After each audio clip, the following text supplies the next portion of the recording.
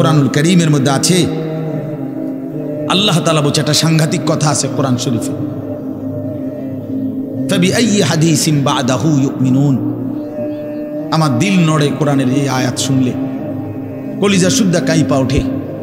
আল্লাহ তাআলা কোরআনে বলছে, এই 29 পারার মধ্যেই আছে, সূরা মুরসালাতের মধ্যে আল্লাহ তাআলা বলে, বান্দা 23 বছরে আমি আমার রাসূলের কাছে এই সর্বশ্রেষ্ঠ কিতাব নাজিল করলাম, আমার সবচেয়ে শ্রেষ্ঠতম কথাগুলো আমি তোমাদের জন্য দিলাম। বান্দা এর চাইতে আর দামি কোন কথা বললে তোমরা আমার কথা মানতা, আর কিভাবে বললে বান্দা ঈমান আনতা, বিশ্বাস করতা।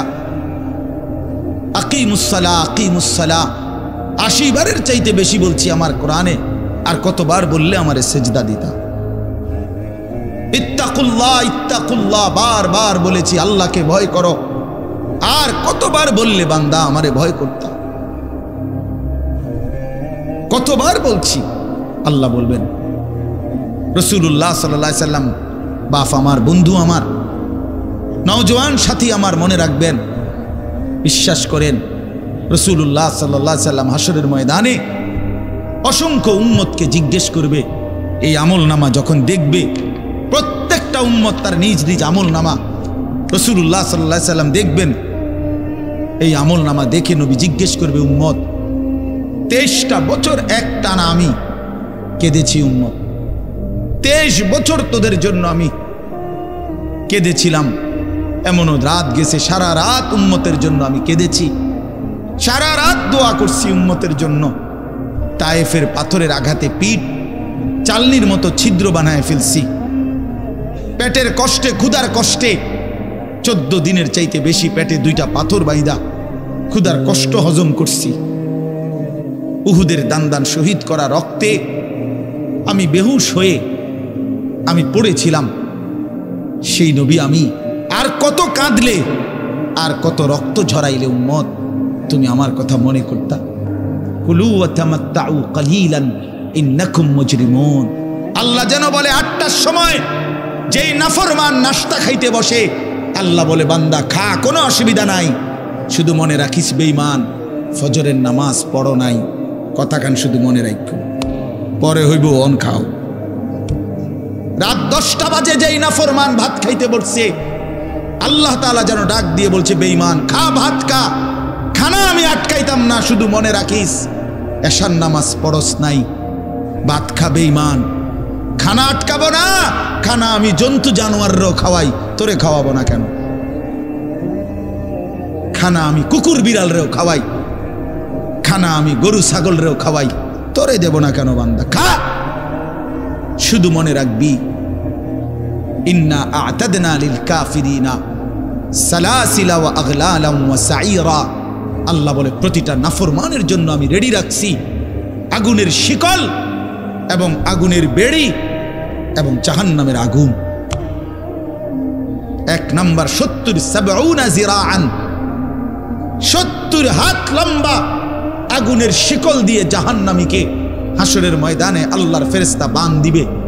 1 2 নাম্বার 2টা হাত। দোস্ত দেখেন শুধু আমার দিকে, সূরা ইয়াসিনে আছে যে হাসরের ময়দানে প্রত্যেকটা পাপী নাফরমানকে ফেরেশতা 2 হাত আলগি দিয়া এইভাবে ঘাড়ের সাথে বাঁধ দিয়া ধইরা, এই 2 থুতনির নিচে 2 হাত এভাবে দিয়া এইভাবে বাঁধ দিয়া, আল্লাহর কসম, রব্বে কাবার কসম করে বললাম, এইভাবে বাঁধ দিবে। আর কোনদিন বেঈমান চোখটাও নিচের দিকে নামাইতে পারবে না। আল্লাহ নবী সাল্লাল্লাহু আলাইহি ওয়াসাল্লাম বলছেন, এই সূরাটি যে নিয়মিত তেলাওয়াত করবে, আল্লাহ নবী বলেন, তুমজিহি মিন আযাবিল কবর, এই সূরা মুলক তাকে কবরের আযাব থেকে রক্ষা করবে। এটাই সূরার ফজিলত।